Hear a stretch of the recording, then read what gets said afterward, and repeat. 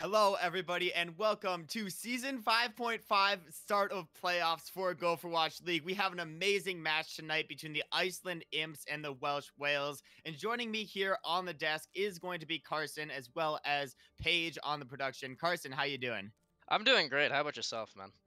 Hey, I'm doing just fine because I believe it's one of the first times ever that we have a player in the match, being myself, and as you're going to see in a second, Charbatron, actually casting the match as well. So it's going to be a very special match, and it's the start of playoffs. So we get to see what these teams are really made of. I'm so excited.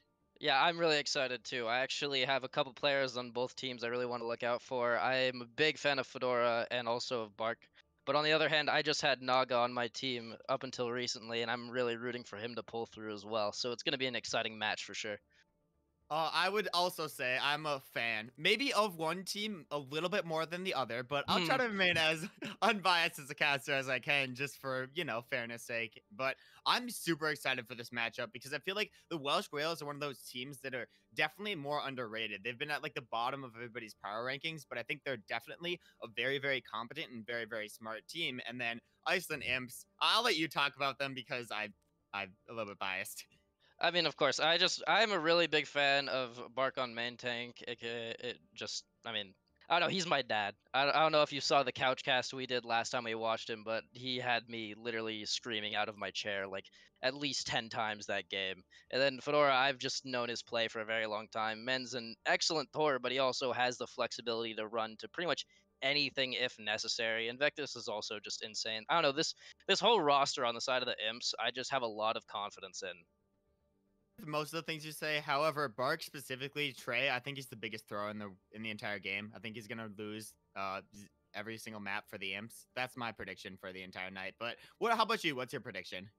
I don't know. I think Bark can be the difference maker in certain situations. I feel like he's the kind of player that, while on the one hand he can definitely toss sometimes, it's either that or he can also clutch up to an insane degree, and I've seen both happen. And so I think he's a bit of a wild card, but either way, it's going to be interesting.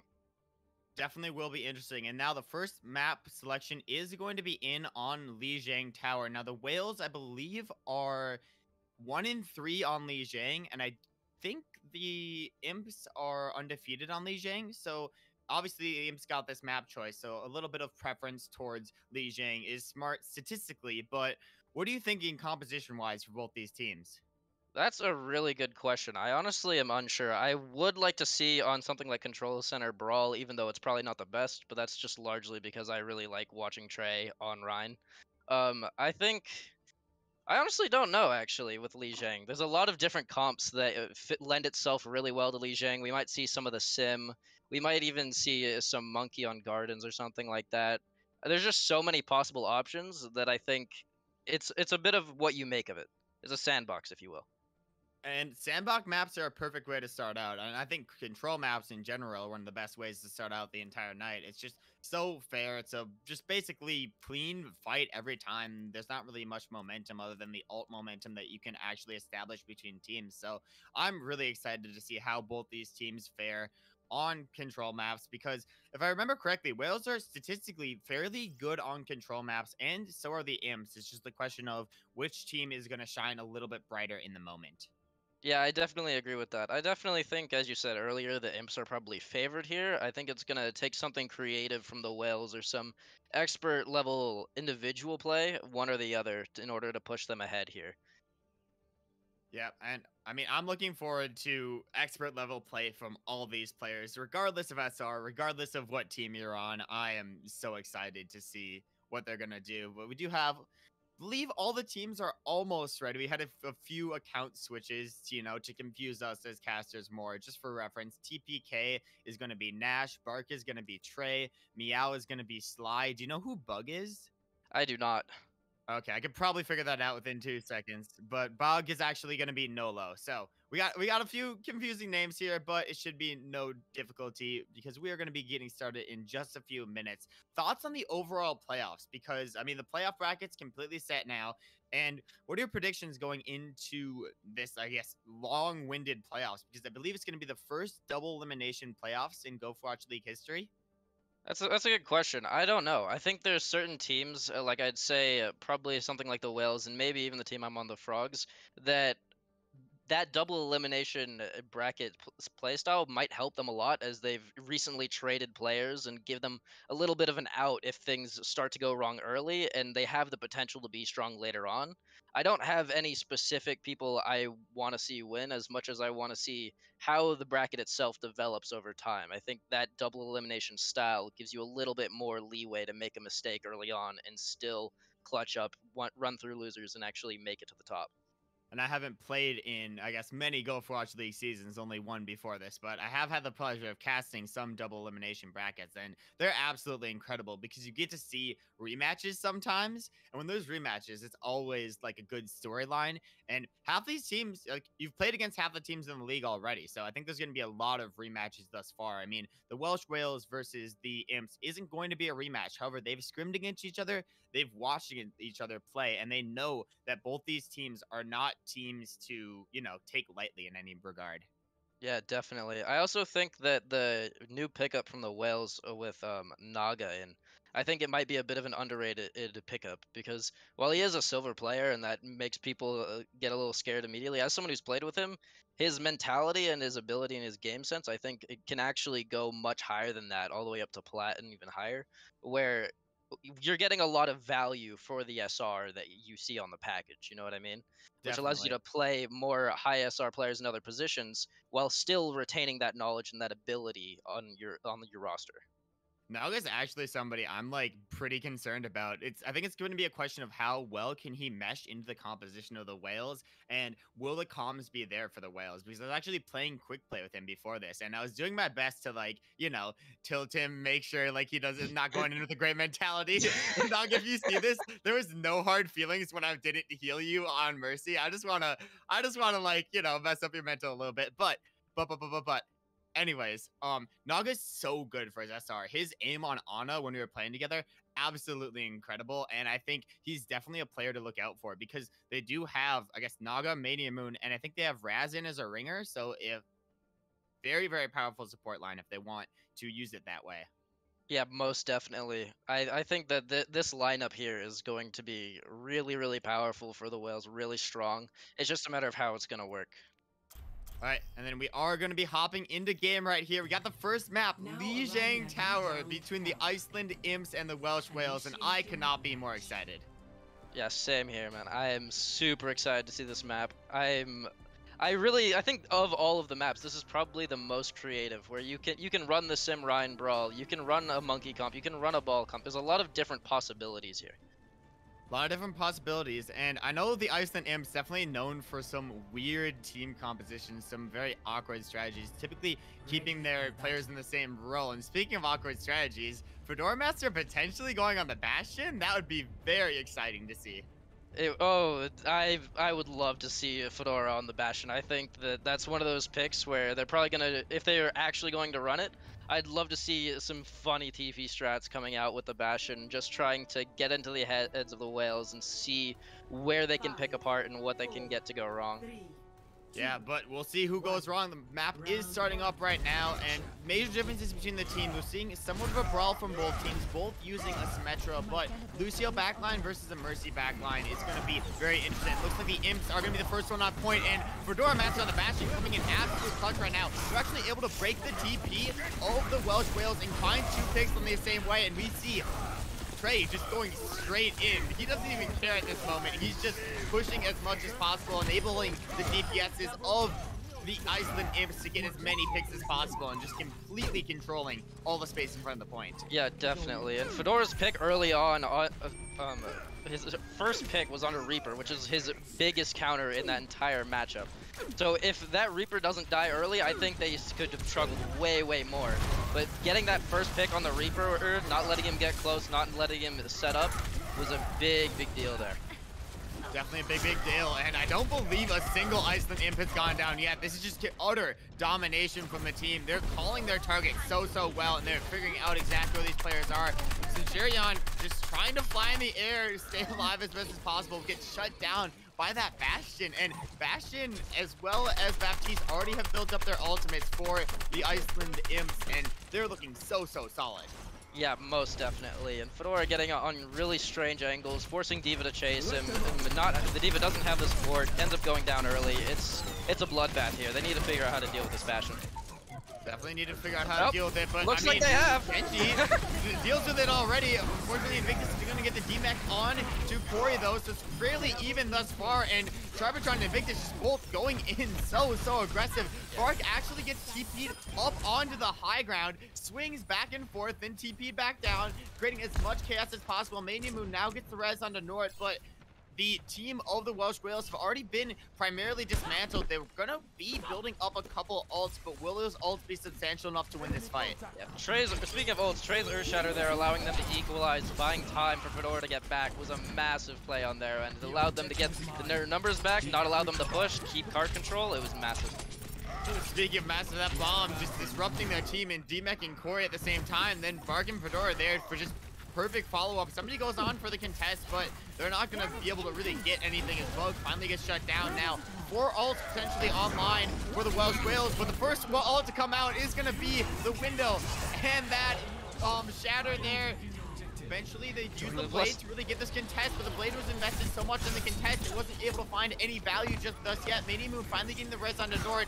This could be a winnable fight if they time their ults right, but Tribertron with the beat, going to be able to cancel out, and Invictus with the wall.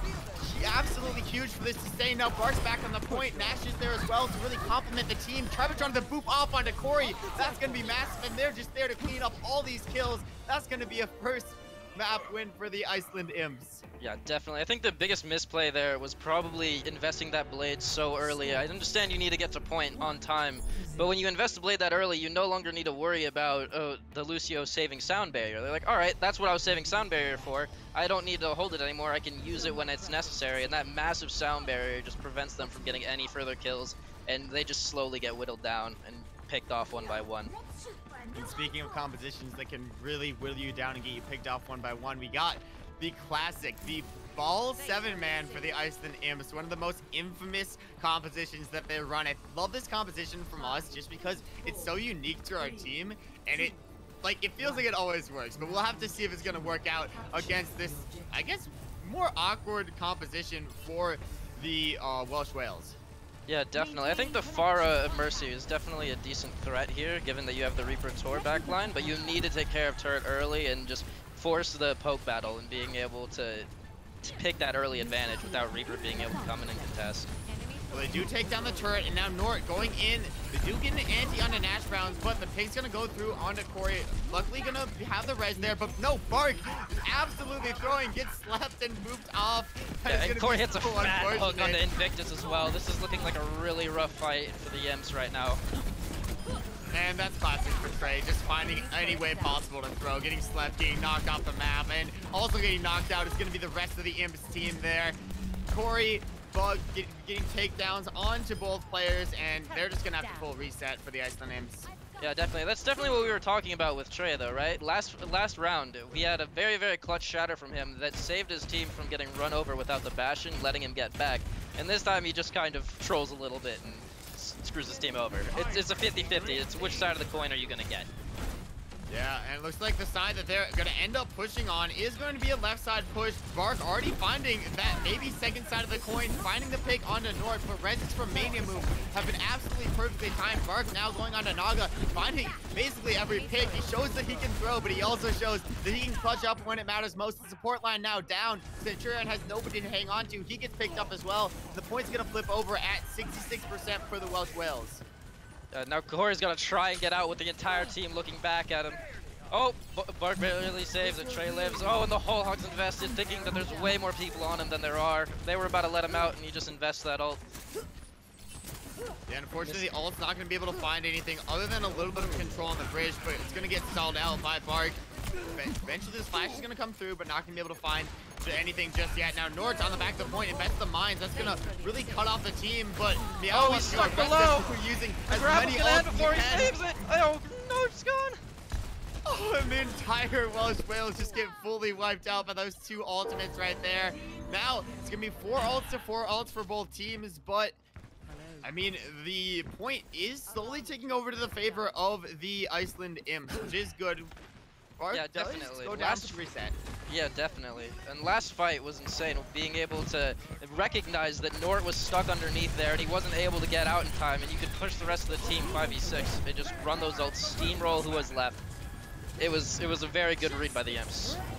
Yeah, but speaking of reads, their ults weren't able to find anything there, and Centurion Barrage was able to get a solo pick onto Invictus. Now Nash Brown's investing the bomb, also not gonna be able to find anything. Fedora finally gets something from his ultimate, but point control's kind of already gone over. The beat is also utilized. It's gonna be every ult on the table for the Iceland Imps. They really have to win this out, but to win this out, you have to shut down Floor, you have to shut down the power of their team, but Trey's already back. They need to find a way to sustain this point, and eventually they will. Fedora gets traded out. Yeah. Oh, the pick on. Oh no. Hog. That was a clever pick from Invictus on a Naga, noticing that his team was pushed too far forward to help him.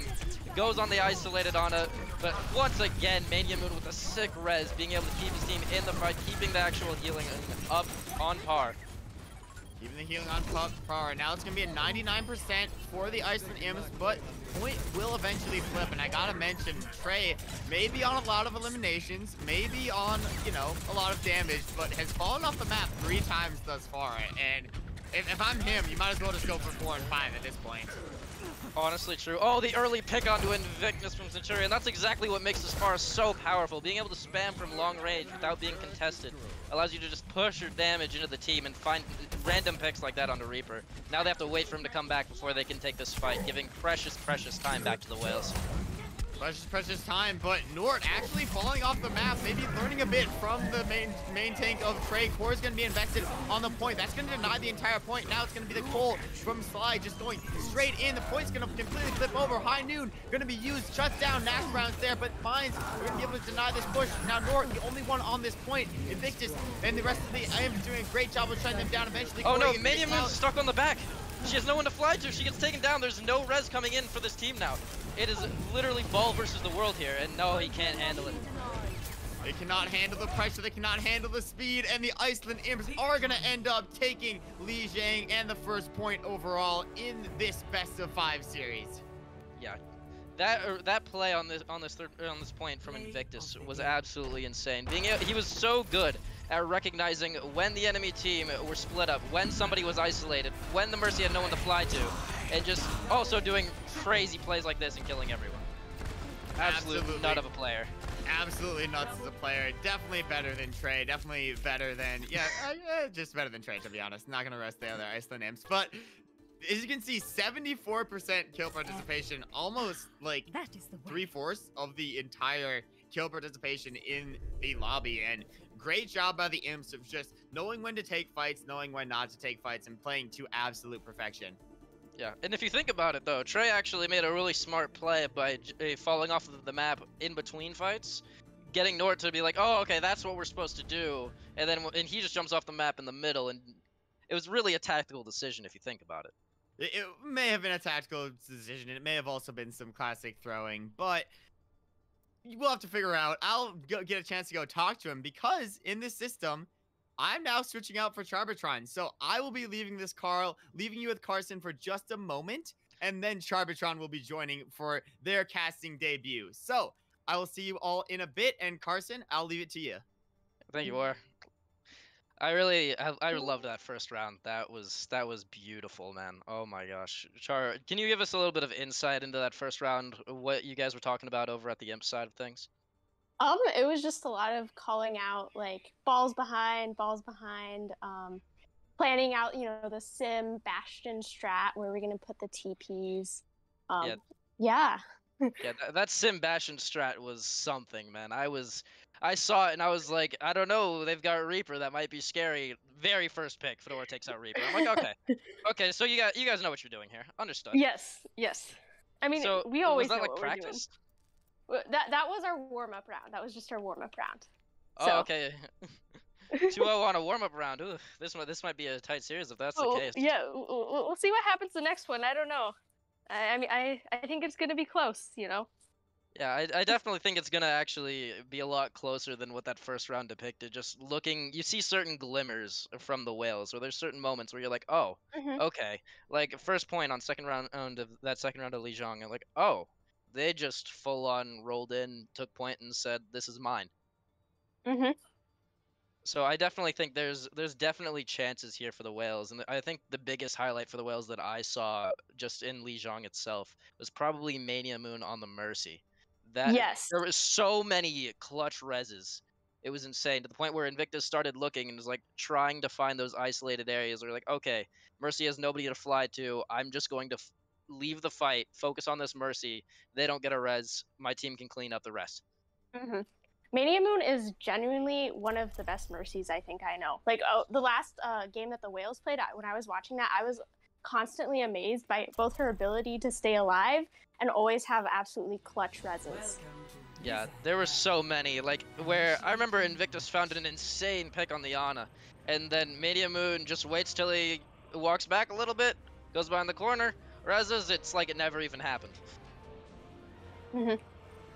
Okay, so now next map coming in here is going to be Blizzard World. This is going to be a very, very interesting map, I think. It's another one with a little bit of an... It has a bit of an asymmetric playstyle, at least on first, and there's a lot of different ways to play it. We could see... We're not going to see double shield because these aren't a certain team that I will not mention. Oh, never mind, we will. That hurts. I think Blizzard World is a really good pick for the Whales. I think it's good for them so they can run double shield. But I think that it'll be interesting to see what happens because I think this is also good for the Imps considering we have Invictus. So I don't really know what to expect. We'll see what happens. What do you think makes Invictus so powerful against this double shield? Why are you confident that that's what makes this a difference maker? I just think he has some good sightlines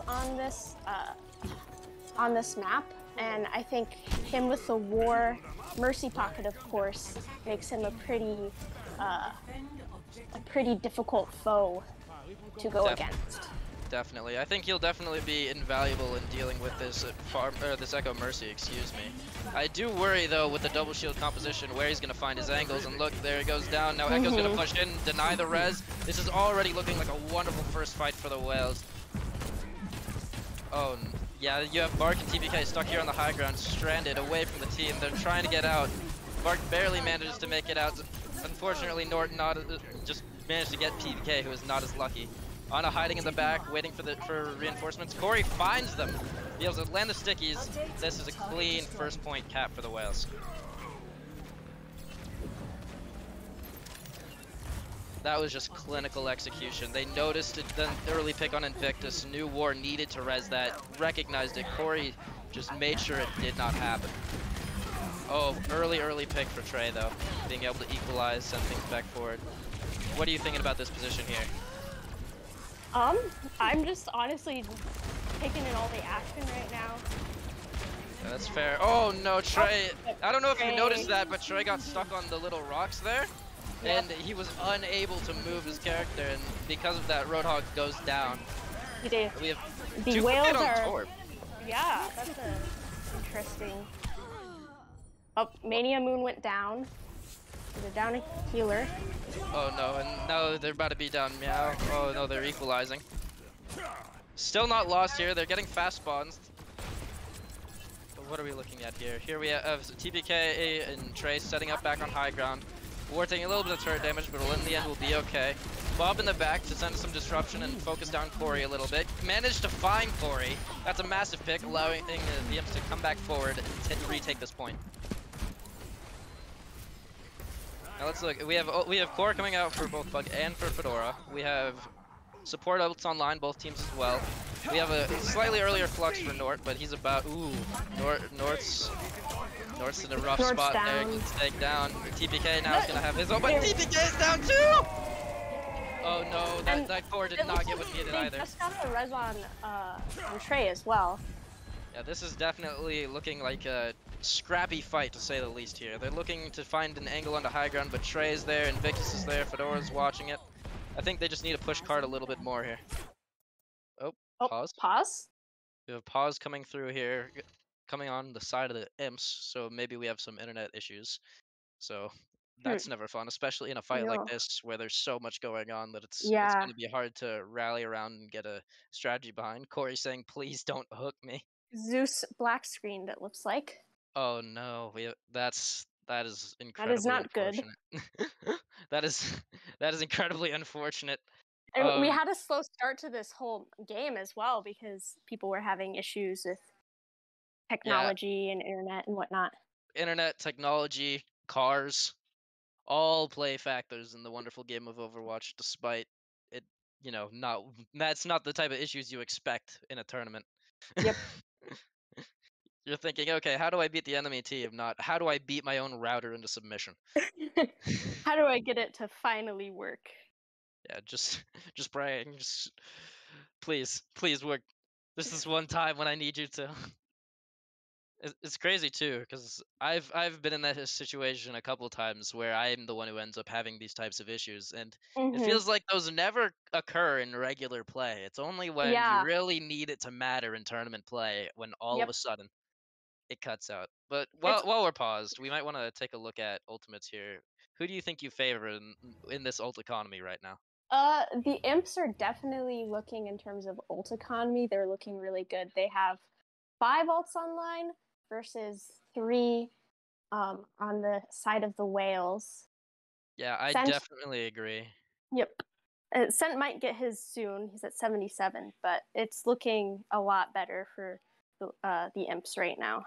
Yeah, I think the core difference here, no pun intended, is that while Bug used their core really early, didn't get a lot of value out of it, kind of double stacked some of those little pellets on the floor, right? Unfortunately, damage doesn't stack like that. Fedora still has his available. He's sitting on high ground, just waiting for the enemy team to group up or to block some chokes off, and I think that could do a lot of damage. Plus, Invictus is very quickly on their way to another Bob, while Corey's only 35% to copy, and that Bob is going to be able to put a lot of time off of the clock on the side of the Imps. Looks like we're going back in. Yeah, we're going back to the game. Let's see how this plays out. If my prediction is true, or if I'm just going to get outplayed entirely. Both are completely possible with this. Oh, early pick onto Corey from Invictus. That is a beautiful play. He gets res, but that's a massive nade! What a nade! Oh my god, yeah. Oh, and then the nano boost onto the Sigma, cleaning up here. Corey's going to go down again, probably, unless... TPK? TPK? Hello? That's unfortunate. They're starting to reverse now. They were too slow. Now the team gets to come back through. It was looking so good till it wasn't. Now Trey comes back with a massive hook onto Nort, and they're gonna have to. Oh no! If Sent comes back and they are able to push this high ground in time, I think the only thing that might be able to save them is a good core or a good Bob, or just Trey being insane, finding another hook. That works too. That works too. Just physically outplayed. And the Imps still have 4 ults. Corey again! Oh. Yeah, they've banked almost all their ults. Meow's almost at another nano despite using it last fight. This is looking impressive. Bug swaps onto the Genji. The core comes through from Fedora. Oh no. Oh, but he goes down. Oh no, they flew through the core. That it doesn't matter. He did what he needed to do. Whole hog comes through as a duplicate from Corey. Trey almost gets the godlike clutch on that, but Fedora is still turret clutching up kills in the end. At the end of the day, as long as they hold the kill advantage, they're going to win this through attrition, and that's what it looks like we're seeing here, with Corey being the last one standing. Oh man, and the team that used way more ults there was the Whales. The Whales are still working at a deficit. This is not looking good on the second point for the Whales right now. On the bright side, they did manage to get the core out from Fedora. Fedora falling low. So that means that they don't need to worry about Cart getting absolutely rolled by core, but they still need to worry about the Bob that's coming through right about now. Right now. Right as I say it, but luckily that Fortify, it was... Oh no, they didn't burn him in time. I was about to say it was great for burning, but Mania finding... Oh no, the Immortal field missed. That was just a slight coordination error, it looked like, on the side of the Whales, where there was a situation there where if that Immortal field lands properly, it saves probably both... Actually, it saves most of the team there if you were able to hit it properly on that pillar, but just a little bit, flew a little too short on Mania's side, and then the Immortal went a little bit far. Just a few small things just led to that going horribly, horribly wrong. On the bright side, they invested Flux there, which is unfortunate, but other than that, they're okay. But another massive purple! Oh no! Oh. Oh, that purple window combination. That is a 3K sitting there for Mr. Trey over here. Just chasing after the Sigma who's isolated. They're gonna run it all the way down. He has no escape. Yeah. They're gonna have to the hammer again. kill! The hammer kill from Fedora! Oh, but they find the trade with Invictus, who pushed a little too far up. This could be a fast recontest if they make it. Have an opening. Oh no, but Corey tries his luck a little too hard. Oh no, Raz, no! Oh no! Oh no, they don't have the Ana in the fight right now, and Trey's just lurking on this flank. They keep trying to push him off. He is not the threat here. Oh no, this is looking and nice. they lose. They lose. Oh my god, no. Their Mercy. Oh, and the Torb 1v1 is lost to the turret. Oh no. This is not, yeah, I think the Whales are, yeah. Despite having a wonderful, wonderful first take, right? That was textbook from the Whales on first. They ran out of gas really quickly and got demoralized after they immediately got shut down on second and couldn't find their way to break through. And unfortunately, that's where the payload is going to sit, not making it to third. There's still a winnable situation here, but it's going to be really, really tough for the Whales to hold up a better defense than that. Yep, I think the Whales are going to really have to strategize and kind of try to regain some of their spirits and then try to shut down the Imps quickly, because I think if the fights drag on really long, then it favors the Imps. Yeah, I think they just get so demoralized sometimes. I don't even think it's just the demoralizing aspect. I think every single extra couple seconds that you give the Imps is another couple seconds for Bart to find a massive hook, for Invictus to find a massive headshot. You're allowing these opportunities on the other side to poke holes in your weakness. But they are playing a double shield composition, which does favor that long poke style composition. The only question is, are they able to prevent themselves from making those mistakes and putting themselves in hookable range, putting themselves in headshot areas? That's what this will come down to here, I think. I think the biggest pick here is probably going to be, we have Ori on the Hanzo versus Invictus on the Ashe. Ashe obviously having a little bit better range with the Mercy and being able to find more one-shot potential. Hanzo still with plenty capable one-shot potential, but having a lot better burst. That's going to be the charge of Bob versus the neutral power of Hanzo versus Ashe. I think this is going to be... Oh, so we got a Torb 1v1 going on here. Fedora versus Bug, probably deciding first. I don't know if this favors the Whales. Fedora's a lot better on the Torb, and he takes the win. And now they're fighting a 5v6. I respect the play from the Whales, but tactically, I don't know if it was a sound decision. Yeah, that was a little bit of a Torb differential, but luckily they're... Oh my god, Corey finds the clutch headshot, and that's that Hanzo coming into play. Yep. And Nort trying to keep Invictus in bay on that flank angle while still trying to push TBK out. Now Invictus is caught out here all alone on the side. If they can push him out here, it'll be massive, but if they leave him on high ground, that's just asking for a kill. Luckily, Corey finds the shot, managing to clear him. The Dragon, able to isolate the Ana from the team, but I don't know if they're going to be able to push into it. And now we have Trey here on the far left flank with the rest of the team looking to push on that right side. Nort versus Trey, trying to get some work done, but Nort's getting a little bit too much poke to really make this a defensible position. They invest in Mortality Field there, which, you know, Imps say, alright, that's cool, we can just push this area. While you're investing in Mortality over here, we're just gonna start pushing. And now we have Fedora and Trey out here on the flank. They have no Immortality Field to save him. We have a massive hook probably coming in on Bug. Bug hears it, dodges the hook, legendary play from him. They rock Trey. They've managed to find the pick. Now Fedora's out here versus Corey. Corey doesn't want to take the 1v1, respects the Torb. Just says, you know what, I'll just spam out this angle and not let you guys escape from where you were at. Oh my god, a massive purple, and Core almost gets Nort, but just barely saved with the stun. Wonderful pick from Corey with the Storm Arrow. We are looking at a great... This is looking winnable. This is looking pretty good for the Whales. Yeah, the Whales actually have a chance here. Now, the question is, with Trey on ball, what changes?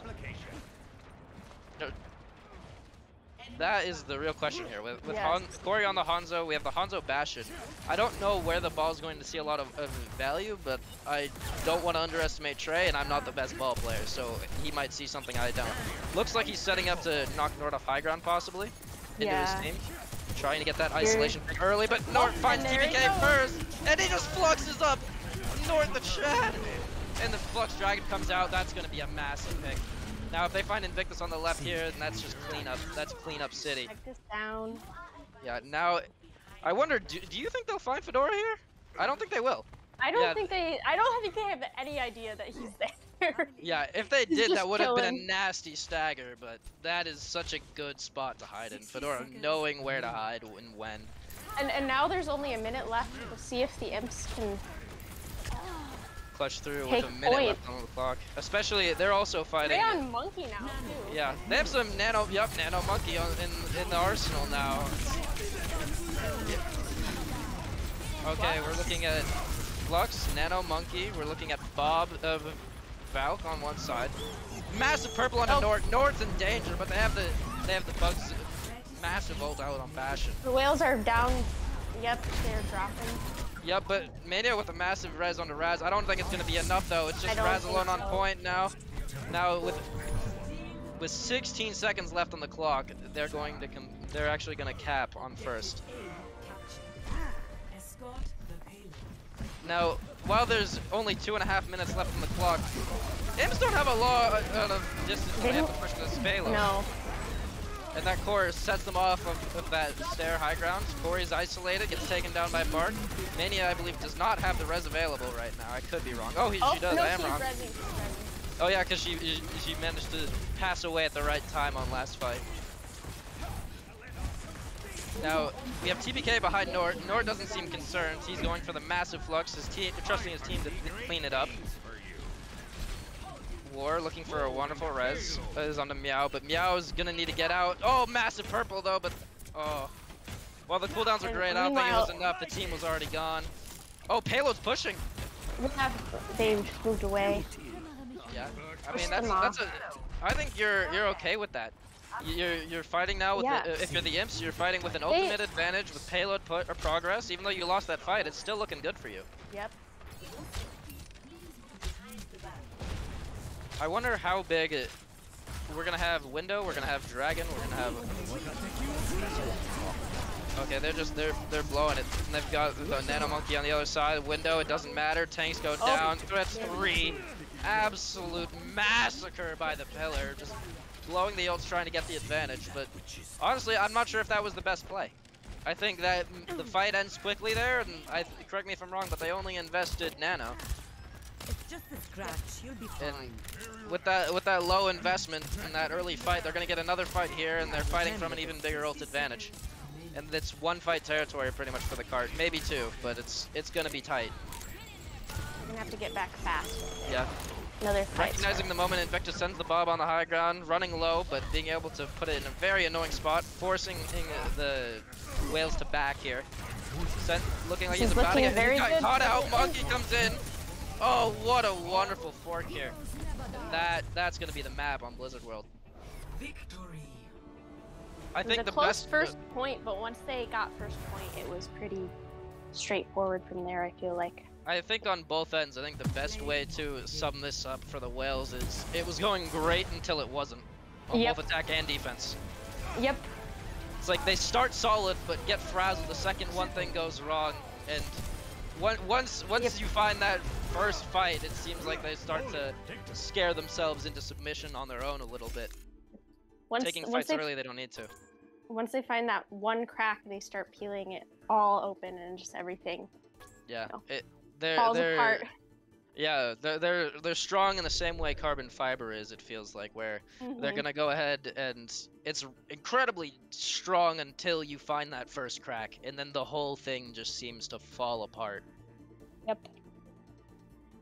Well, I have to get back. War will join you again.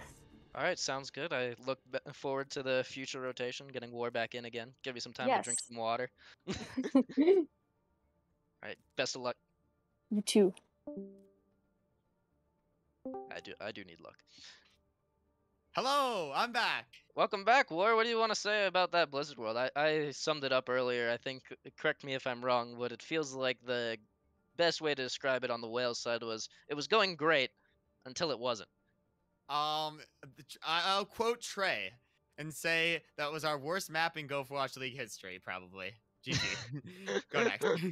But we won anyway, so let's go. Yeah, that's fair. I think Corey found a lot of really good picks early on and found a lot of good ways to isolate. But it seems like what I'm seeing with the Whales is they're very, very strong off the rip, but their strength is like carbon fiber, what I said before, where it's incredibly strong and durable until you find that first crack. Once that first crack forms in offense or defense, it feels like they just start to lose control and take fights that they don't necessarily need to take, and they start making poor decisions. I love that analogy, and I'm gonna hit you with another one, just because your analogy was so great. I'd say the Imps are like a pocket knife, like one of those like really, really fancy pocket knives, right? They can do anything. It has like a screwdriver. It has like a knife. It has like a lighter. It has like a phone. It has like everything, right?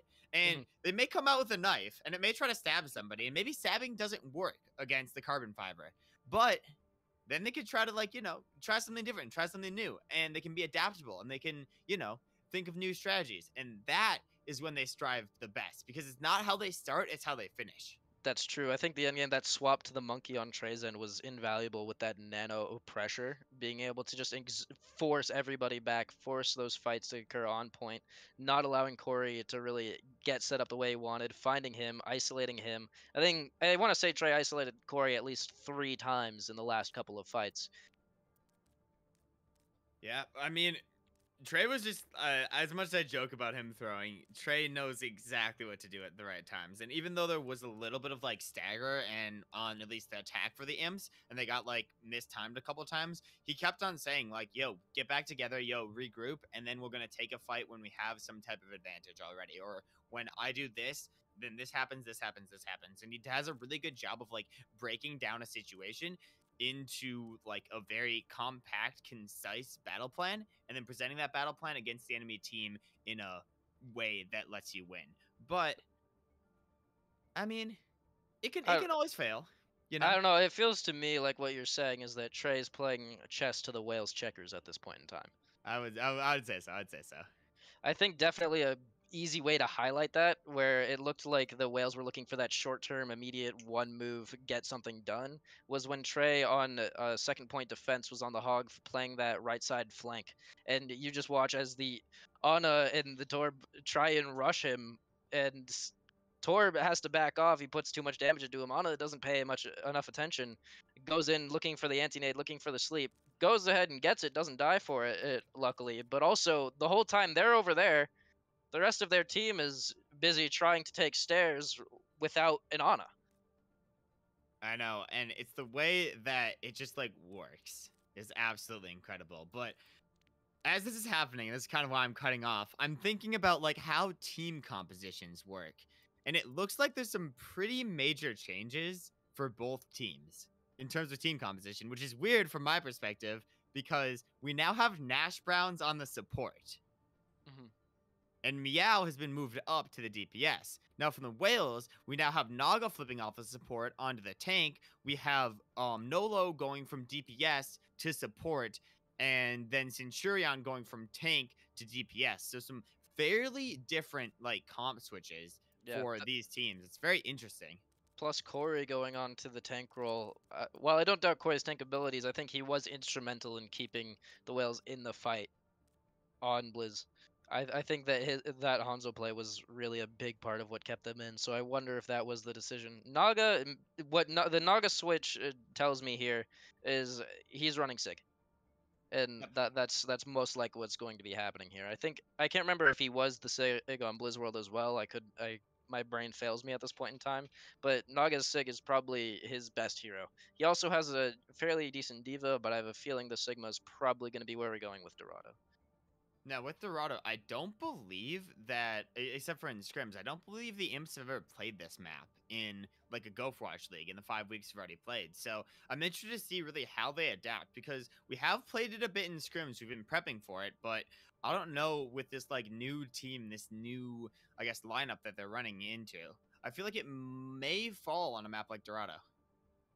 That is definitely possible. I think Dorado is one of those maps where there's a lot of places where stuff can go wrong, especially on attacker's side, where one false move getting exploited can lead to an entire stall of a hold and can stop a point in its tracks. And it looks like we're going to be going into the map. Now we have completely different compositions. Most of the same players. Obviously, me getting switched out for Charbitron, as well as, I believe, a swap happening for the Welsh Whales that I cannot think of off the top of my head. But I think the most significant part is going to be the team composition, the role switches that are happening between these teams, and how they're going to be able to adapt to stay in the fight here. Now, adaptations that I want to see made for both teams. Obviously, you have Nash on that support line. I think we really need Nash to have, like, hard gold healing here and ensuring that he can do a lot on Ana. Now, for the other team in the Welsh Whales, I think really enabling Bastion is going to be massive. If they can get Bastion to keep getting value, it'll be 1,000,000% worth it. Because it felt like when I was playing against them, like Bastion would just like keep mowing down our team one by one and getting so many invaluable picks. But Bastion on offense may be a little bit risky on Dorado, especially with all these angles that the Iceland Imps can hold. Yeah, especially it looks like now they're swapping the Pharah instead of the Symmetra, and if you're going to be running the Bastion, I'm not sure if I like this as much, because it takes away a lot of mobility that makes that Bastion threatening. They're probably planning him on cart running some type of... Okay, they're back on the Sim. Because I think that if they don't run the Sim here with that Bastion, even though the Pharah is a great alternative threat, that Bastion with this composition coming out from the Whales, from the Imps, it just means that he would get mowed really quickly. Because he's easy to isolate. Right now, the only player doing the mowing is a little bit of mowing from the Bastion, and Corey with that early offense onto Meow there. I think Meow just getting used to this new DPS role, but don't have much time to do so as Victus finds a pick onto Centurion. Now we have Nagi on the monkey going a little aggressive as well. He almost got caught out there. It was very scary. If he got flashed at the wrong time, I think he's dead. Totally agree. So it's going to be more of a monkey v monkey battle here. It looks like Corey getting absolutely anti there. Fedora and Bark are able to pick up on those quick kills, and Meow is there to just follow up. That's going to be a full fight win for the Iceland Imps, and now it's all on Nort and Bug to reset, but it's going to be so hard to do that. Nort just camping in the corner as Bastion, just like, pew, pew, pew, pew. Hope it works out, but it's such a weird corner. I'm surprised that the Imps haven't jumped on him. There's the jump comes through. The pressure goes in. Yeah, I definitely think that was a bit of a misplay on Nort's end, because if they just were able to get out and play passive there, they could go back in before Cass managed to make it back and get some type of early advantage. But sitting there just makes you as sitting duck. Once they see you on that corner, they know to run down and rush you down. You are now down, Cass is now back, and now the 5v6 is not in your favor. Yeah, you really need to be taking these fights as a team, using ult as a team. And speaking of ultimates, a couple online, we did see Fedora already use out the supercharger, but a few more ults, like the Nano, like the Primal, going to be utilized. Nort responding with the Bastion ultimate as well, but it's going to be completely pressured out by Bark there. It's going to be just a complete 1v1, and Bark's going to send Nort just off the map, completely gone. But meanwhile, in the actual fight, it's going to be Corey getting a pick onto Meow, so it's still a pretty even fight, even though a couple ultimates were used to sort of show off a 1v1. Yeah, I think definitely at this point, I think Nort needs to consider possibly not running that Bastion anymore. It's very clear that the Imps know how to play around it. He's finding a lot of difficulty even getting set up at this point because they no longer are running that Symmetra. I think here's the situation where you need to evaluate how much value is this Bastion getting? Why are we still on it? Yeah, and see if they decide to make the swap. Only a minute and a half left to do so, but maybe with ults coming out, it's not going to be worth it. Invictus with a high noon trying to utilize, but not going to be able to find it. But they are going to shut down Naga, who's attempting to get that Primal in the offensive high ground. But now, I mean, they're just getting picked one by one. They're not really able to find that much value. Now it's going to be a Nano onto Bark there. They're just going to be diving completely onto the enemy teams. Maybe touching spawn doors as Nort just gets completely stunned, picked out, antied, everything happened there. Yeah, I think Nort got caught in a tricky position there where he wanted to be a good teammate and peel back for his supports and be able to help them out, but in so doing, he left himself an easy diveable position from the Cass on high ground with the Ana, and he just got antied, slept, just demolished with right click. There was no way he was getting out in that position. Yeah, it's so hard to get out in a position like that, but I mean, Bark able to get out of any situation with these Primal Rages showing up absolutely massive, and Invictus is there to follow up. Now they have the 3-player advantage in this next fight, and it looks like it's going to be one of the final fights. Unless the Welsh Whale is going to be able to make something happen here soon, they're just going to be completely taken out, and with 3 ults online for the Iceland Imps in this final fight, it's going to be so hard to truly contest. It's not even that there's 3 ults online for the Imps, it's that while they have 3 ults in line, it doesn't look like the Whales have anything of value. They've got pretty much nothing. They've run their ult bank dry, unfortunately. And now you're just looking at, okay, yeah, we can poke and try and deal with this gas, and then even if you didn't die there, it's like you can't get to point, and you're just praying that your ball is able to live long enough. It's so hard when you're getting sliced and diced by the entire Imps composition. They still have the High Noon if at all needed, but I don't even think it's going to be needed. Invictus, High Noon on the high ground, may be able to find something. Just going to be able to shut down Corey, and that's going to shut down any chance of a contest. The Iceland Imps with the first real stop. Very, very good stop on this first point. Yeah, definitely. I think what that round showed to me in particular is it doesn't look like the Whales are comfortable swapping off of set strategies. They're not sure when to swap around and when to innovate and when to alter their play style. It looked like they were really, really set on playing this strange, almost like flank bash and a little bit of a almost playing Roadhog like a diva in a way of playing him either like in between the team or up forward, not wanting to like commit too hard to any one thing and then just leaving one person kind of hanging, to go back to that chess metaphor, that then they're hung out to dry, get focused down, and now you're playing a 5v6. You never really want to be playing a 5v6 in a situation like this game, because it's so hard when you're down on numbers, you're down on actual space. It's going to be impossible, but what's going to be possible for the Iceland Imps is going to be somewhat of a cleave comp. And this is an interesting comp because you got Charvatron on the Lucio for the speed, for, you know, the versatility. And they have Invictus on the Symmetra. Now, Invictus known for, you know, Sim TP and then swap. So we'll have to see if that's their strategy here. But definitely trying to get up close and personal against the Welsh Whales. Meanwhile, the Welsh Whales rocking Naga on the ball. And yeah, I'm interested to see what this is going to come to, because Naga, maybe the positioning wasn't that good on the Winston, but we'll have to wait and see, as Welsh Whales are actually going to meet the Iceland Imps at these doors, and we'll have to see if the same value is going to happen when the Welsh Nort's Whales in a are beautiful prepared. position, oh no. I know Naga's the one who got the kill on Fedora there, but the reason they won that is because Nort was on that back high ground. The second he pushed far enough back, he just blasted Wood with the machine gun, and there's nothing that you can really do against that. Yeah, the Imps literally just got hard baited. They might have to make some swaps. They have to think out this situation. Invictus even looking with the Widowmaker, but not really going to do anything with it just yet. Now Meow on to the Tracer as well. It's going to be a full composition swap. And Naga goes in with an aggressive ground pound, and it does not pay off at all. Now they're down both tanks, having to back up when the payload has never even cleared the roundabout on first. This is a rough situation that we're looking at. And Trevortron gets the res on TPK too. TPK also 80% to Nano. That's going to be massive, but it'll be massive if they can really shut down Bark here. But no, Invictus and the rest of the Imps are there to back them up, and that's the power of this like controlling of space. They're able to do so much when they are able to control their angles, but it's going to be so hard to control his angle with the Bastion. But making the Bastion actually rotate, and I love this because now Nort positioned in the wrong place to get the right value, and now the Nano's going to come through onto Bark. It's going to be dueling against Nort again. It's going to be the same fight we've seen, but this time except Nort finds the Yana. Yes, Nort finds the Ana, and it's going to be backed up by Corey and Centurion. Now Invictus and Charvatron caught in a room. You never want to be in this situation. Charvatron, last one alive, attempting with a Mercy pistol, but that's not going to find anything, and that's going to be the first, I think, team fight win for the Welsh Whales. Yeah, definitely the first team fight win for the Welsh Whales again. Naga goes in aggressive again.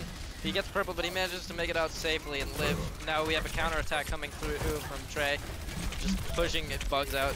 Absolutely destroys him. Centurion with the visor on high ground, though, might be able to claw this back while Bark, Bark manages to pop the primal, but he goes too far with it, drops off at the high ground, and gets isolated. This is not looking like a good position for the Whales as Nort falls to the pulse bomb.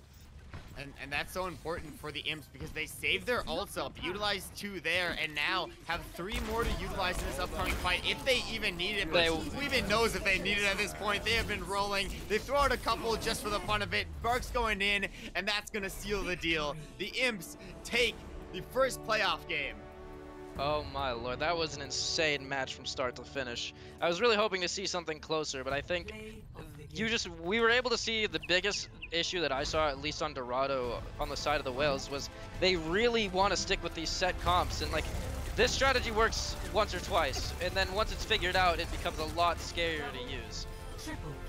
Yeah, and that's the key of the Iceland Imps. They figured it out. They're like the very, very, very versatile pocket knife that you can never really see coming because they have so much in store. I'm looking forward to obviously seeing them and obviously playing with them in these next playoff matches, but it's not over for the Welsh Whales left. They're going to go down just yet. They're going to go down to the losers bracket. They're going to be battling down there, so make sure you keep your eyes on Gopherwatch League Twitch because it's going to be so exciting these next few weeks. Yeah, and I think they'll only get better. I think this match probably taught them a lot of important lessons that they're only going to grow on and make these matches even more exciting in the future. Definitely. And now we got to talk MVP. And I'm a little bit biased, so I'm going to leave this mostly to you, Carson. What are your thoughts in terms of this MVP? That's putting me on the spot now, are ya? Well, Yep. I'd love to give it to Fedor for the hammer kill, don't get me wrong. I don't know, I feel like, I'm trying to remember, because there was some situations, while Bark and / Trey managed to clutch up a lot and win a lot of fights, he also managed to throw a couple times as well, and I'm trying to find that balance. I think, as far as all-rounder, probably MVP, I am not going to lie to you, I really liked Invictus's play today. I think there were a lot of clutch moments he had, a lot of clutch shots that he hit that managed to force the Whales onto the back foot and also make some unwinnable situations winnable. What do you think? I would definitely agree. I will say, I mean, the Imps are such a, team gameplay type team. So, I mean, I think Invictus is so crucial in that. And even hearing, like, Invictus's comms when I got to play the one map with him, it's like he, in my opinion, never really threw because everything he's doing is just so tactical. Definitely. It's that combination of tactics and deadly accuracy, right? Like we saw tactics on display firsthand on Li Zhang when he was playing the Sim and the Reaper, right? Where he knew which positions his team needed to be in on the Symmetra, he swaps over to the Reaper, finds crucial spacing mistakes, and then just punishes everything that needs to be punished. Hey, Invictus, we were just talking about you. All good things. Hi. No, like 5, 10, 15 bad things. You know how it is. But congratulations on your win and match MVP, Invictus. How was that map? That map specifically that match, was, I should say, yeah. a little bit of trolling went on. Okay. I'm not gonna sugarcoat it. Both teams did a little trolling on that map. Both teams did a little trolling, I think, on Blizzard World 2. I think after first map, it was just kind of a clown fest. But when it comes down to it, I guess we just had the higher SR players, unfortunately.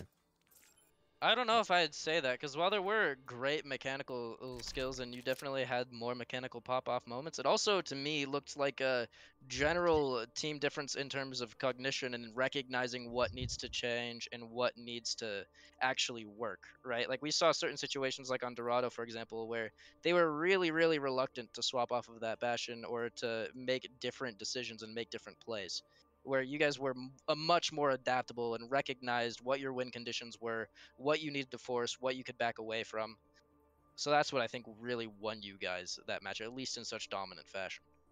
Yeah, and I guess on that front, I would give credit to Fedora. He was always the first one in this series, at least, to call for swaps and whatnot. Like, you could tell that even though he wanted to have fun, he definitely still wanted to win, and he called for us to make those swaps as soon as possible. We definitely saw a bit of fun from Fedora, especially with those hammer kills. I believe getting at least 2 or 3 hammer kills throughout the night. But in your opinion, obviously the Welsh Whales are moving down into now the second tier bracket or the losers bracket. What did you think about facing them on the maps that what felt like they were going serious? And what did you like about their compositions? What was hard to counter? I think it is hard to rank them. Thinking about their double flyer comp, right, I'm I'm trying to think, what was the other map other than Gardens that we played on Lijiang? Was it Night Market? It was Night Market? Yes. yes. I'll be honest, I didn't really notice too much in this match. I feel like they could have done better. Like, I've seen them play better. This match, they seemed like they just didn't want to go full try hard. It felt like. And to be fair, they also had a ringer, so it's gonna be hard in a situation like that. With a ringer and a new player going into their team, they have to account for two completely different factors as they're playing. So Yeah, I definitely think that plays a lot into their reluctance to swap over to things and their reluctance to really think outside the box or to try new strategies. When you have two players that you don't know what they're going to be running or how they're going to fit into your team, it's kind of hard to go away from things you know that they're pretty decent at because you don't know what they'll be. They're just two more unknowns against a team that's that's obviously quite good, as you guys know, because you absolutely destroyed that match. Yeah, I don't want to be too negative on the Welsh Whales because I've definitely seen them make some amazing plays and play some amazing Overwatch. I just think that they didn't give it their all because they felt kind of maybe mentally boomed going into it. Yeah, So it's really hard to rank them based off of that. Yeah, I'd agree with that assessment. I think I saw that's what I think happened a lot on Blizzard World, right? Where it looked like they were having a very, very strong defense and a very, very strong attack both times early on, right? Like they kept first really quickly and they also held first for a very long time. But once that crack started to form, you could see the boom start to creep in and they started making mistakes and they started like not trying as hard, it looked like, or they were just more distracted. Yeah, I think going into it as one of the lowest seeded teams, they might have gone as a team and made a meeting and been like, "Hey, this match, we're not too worried about the outcome of this match because we know the Iceland Imps are at the top right now. They've been dominating throughout the season, so let's just try and have some fun." And that's commendable. I've been on teams like that before, and I understand how it feels. Definitely. Well, go ahead. And speaking, I was just gonna ask one more question before we get to the actual important question. But speaking of mentality, like, what on your team or like what comms are really good at like keeping the mentality there for the Iceland Imps? Obviously, I have some insight on that as well. But what's your opinion of that? I think definitely. Well, first off, if we're struggling in a match, Trey definitely starts out quieter. Usually he doesn't want to try too hard at the beginning, so we usually have it's like a warm-up map, the first map. But when we notice that we need to start like really working hard, Trey's definitely one of the ones that speaks up. Fedora, I was surprised because I had never played on a team with Fedora before. I've been surprised throughout the season with how much he's actually been calming to win and keeping everyone's spirits up. And then we've got War and Charbotron. You guys, definitely some of the most PMA people on the team. Keeps everyone's spirits up as well in those hard times. But yeah, I think everyone contributes except Zeus. Zeus Yeah, doesn't talk at all. What is up with that, Zeus? 100% agreed. We all hate Zeus. Anyways, yeah, Carson. Now, you what wanna was ask the Zeus final doing on that question? Genji character? Did he even build a blade? Like, I don't even understand what this guy is doing on DPS. I saw him build a blade on Lijiang, and then, or was that Zeus that built that blade? I can't remember. I just remember a blade on Lijiang, and he used to get the point. Zeus didn't play DPS until Dorado, but Oh, okay. Yeah, we I'm can't just even flaming remember. him for That's fun. that's how bad it is. Yeah, that's right? true. Forgettable player. Forgettable player. We're sorry, Zeus. You're the MFP most forgettable player. Oh no, poor Zeus. I'm sorry for flaming you, Zeus. I love you. GG. GG. All right, Carson. Final question before we let Invictus go. Yeah, I just want to ask one more question. Enough about the whales. I really want to talk to you about your gameplay on Lijiang, which is actually what impressed me the most as a tank player. Because mechanics are something I can't really relate to, right? I'm not the best at that, and I can't say, oh, you aim good. But I was watching you on Lijiang, and there were certain instances where it looked like you recognized. Like I think my favorite one was you recognized the enemy Mercy out of position, and they didn't have somebody to fly to. And while your team was kind of having a little bit of trouble on point, you went on the flank mission to kill the Mercy, knowing she couldn't escape. Did you see that, or was that just luck of the draw, or what was going through your mind in that moment? I absolutely knew the Mercy wasn't doing anything. I was actually trying to debate whether it was even worth killing her because she would have to walk into me to help her team, right? But then at the end of the day, it was like, it doesn't fucking matter. Just walk at the Mercy and kill her so you don't have to worry about it, and then you help your team on the point. Yeah, that makes sense. So you were initially trying to serve as that wall, knowing that there was nobody there for her to fly to the other way, and she'd have to get through you to help. But then it seems like you had that realization where it's like, as long as I'm here being this wall for the Mercy, I'm also not on point. So is that why you made that decision to then cut the Mercy to then go back to the point?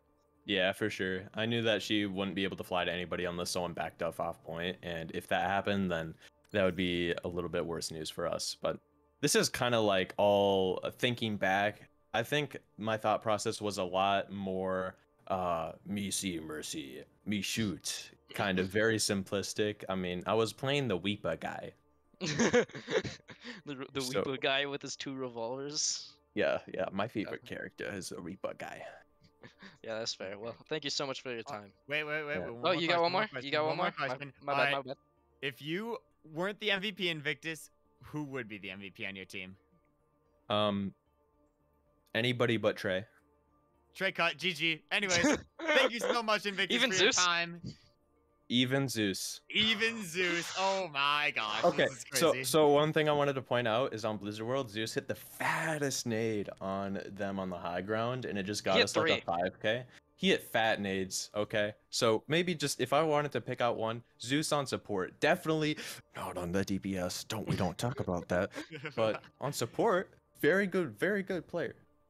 Check him PC. This is not normal. I'd agree with that. Those nades on Blizzard World second too. Those were, he had like 3 or 4 in a row back to back to back that were just crippling. Yeah, we'll love to see it. All right, Anyways, thanks for having me, guys. Yeah, thank you so much, Thanks for your Invictus, time. for stopping by, and congratulations on your map win. I'll be joining Team Chat in a second, being all hyped. But we got to close out the night before that. And Carson, it was amazing casting with you, and I hope you also enjoyed casting with Charbatron. I wasn't able to hear it, but I know we had 3 casters on, and it was probably absolutely incredible for the viewer perspective. So it was overall a great night. Imps do take it 3-0. And Carson, any final thoughts before we close it out?